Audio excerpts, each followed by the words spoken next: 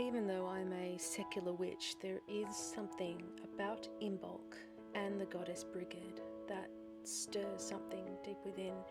It is a time of regeneration, fertility and the return of light. And Brigid to me is the ultimate deity, goddess of wisdom, poetry, healing and livestock, even blacksmithing. She represents so many things. She's the keeper of the sacred flame and the goddess of the hearth and home, so she speaks to me more specifically as a kitchen witch, mother, wife and daughter.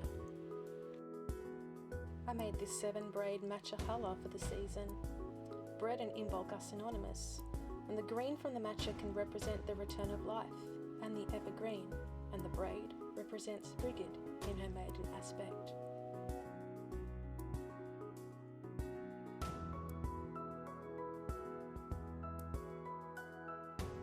At the end of every season and the beginning of a new one, I like to rid myself of the old and concentrate on the new, and these Yule evergreens from my last centerpiece are looking very tired, so what I plan to do is replace them with more lighter and pastel colors that represent the new.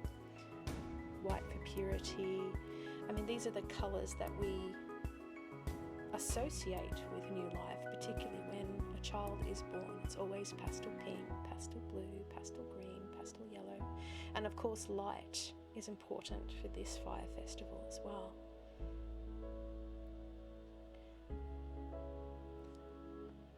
I did make a Brigid dolly, sometimes they're referred to as a brat, and that is her little schnapps glass for a tipple later, and of course bread and cheese being a food that is commonly associated with the Imbolc season. And we did have quite a large bonfire, and as you can see on top of the pile to start with, there's the Yule evergreens that are now gone, and I did include a ritual to cast the old Brigid cross that I had made in the previous year into the fire.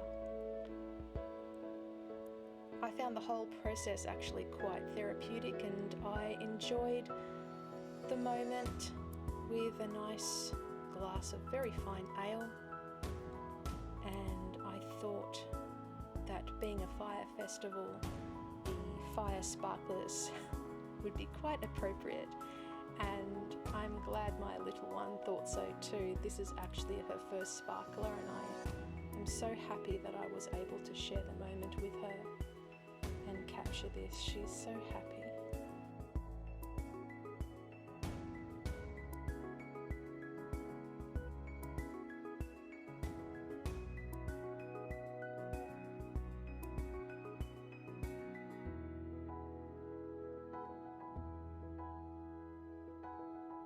After everything outside, I let the embers die off and returned indoors to get ready and set up my little Brigid altar for the evening. In my research, I read that this is actually quite common to set something up either inside or outside to welcome Brigid into the home. And I always like to make sure I have a very clean and neat workspace in my hearth area. I just believe that it makes my intentions more potent when I do that.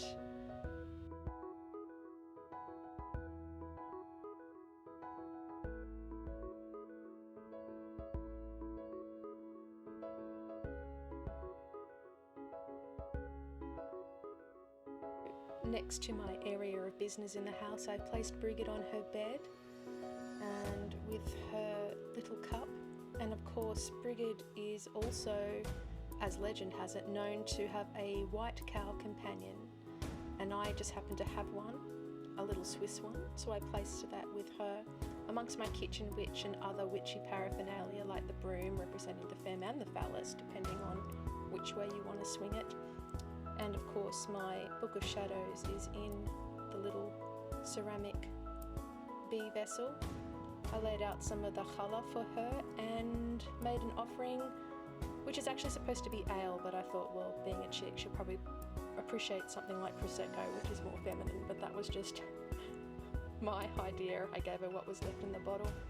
And instead of having real candles and running the risk of fire, I used battery tea lights so that I could have the light, or the so-called flame, running all night with her.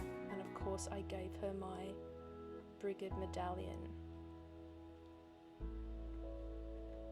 I'm a secular witch. I usually don't deal with deity at all, but I love what she represents. I love what Brigid means. The next morning we enjoyed a very fine vegan baked cheesecake, again cheese being synonymous with the season, and it was a very fine cake indeed. I highly recommend Gretchen's channel and website for vegan baking. Thank you so much for joining me today on Vegan Kitchen Witchery for this quick look back at my last Imbolc. I'm so sorry I couldn't get this video out to you in its fullest form, but I hope that this inspires you for the next turning of the wheel.